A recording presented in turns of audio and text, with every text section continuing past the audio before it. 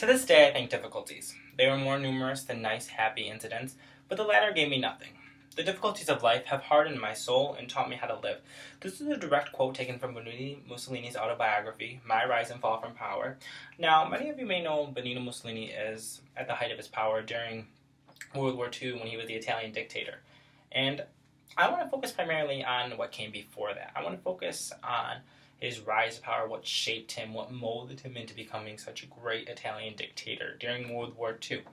Now, Benito Mussolini was born in 1883 in Varennes Castro to his parents, Alessandro and Rosa Mussolini. His family had a history of political prowess.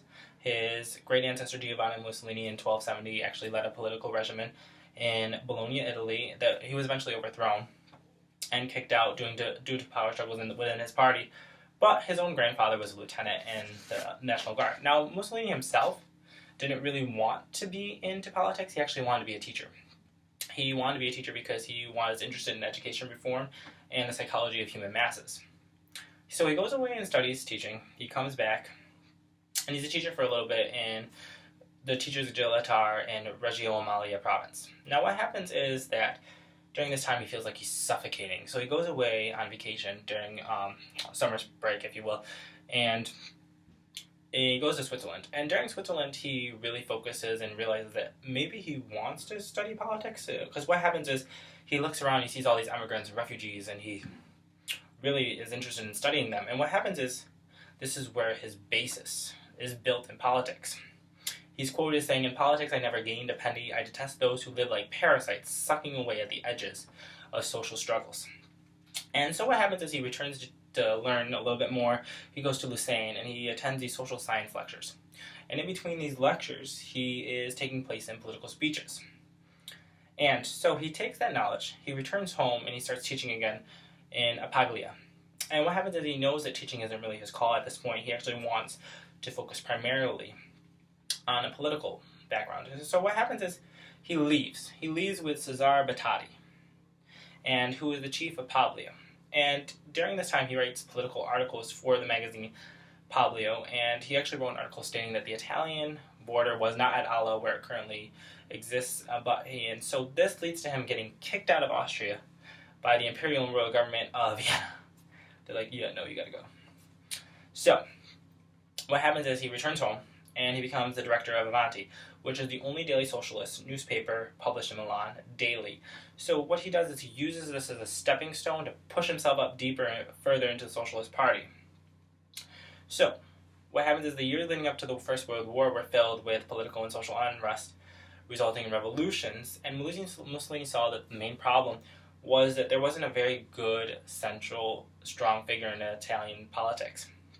And so in 1914, when the war burst out in what appeared to be a period of economic and moral peacefulness, and this was instigated by the assassination of Archduke Francis Ferdinand, heir to the Austro-Hungarian throne.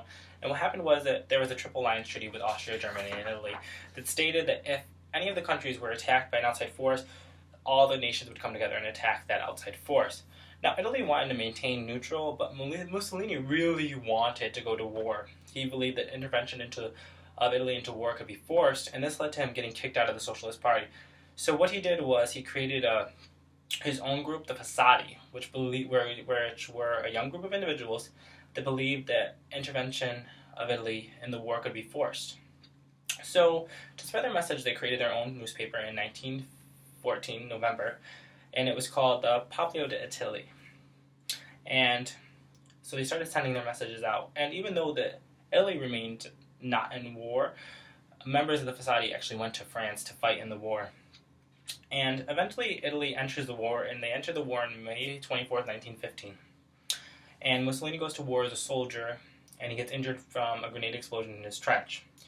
So he comes home, and he has to return to writing due to the fact that he's too weak from the grenade explosion to actually go out and fight the war.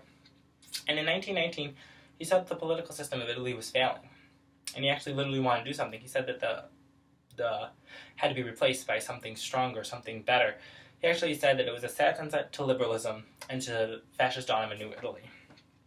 So what he did was he set out to conquer Italy, and after he conquers the majority of Italy, what he does is he sets his eyes on the main target, which is Rome, because Rome is the capital of Italy at this time point. So what he does is he plans to march along the two separate sides of Rome, the Tyrrhene Sea and the one on the Adriatic Sea, and to come together and combine and take over Italy. And as soon as the fascist party would seize control of Rome, he wanted to implement martial law in order for fascism to be carried out. So he conquers Rome during this march, and he becomes the youngest prime minister in Italian history. There were many problems facing Mussolini's rule as prime minister, both foreign and domestic. He was actually seen as foreign. The reputation of Italy was diminished. It was seen as a nation without order and discipline. So his idea was that Italy needed a hero.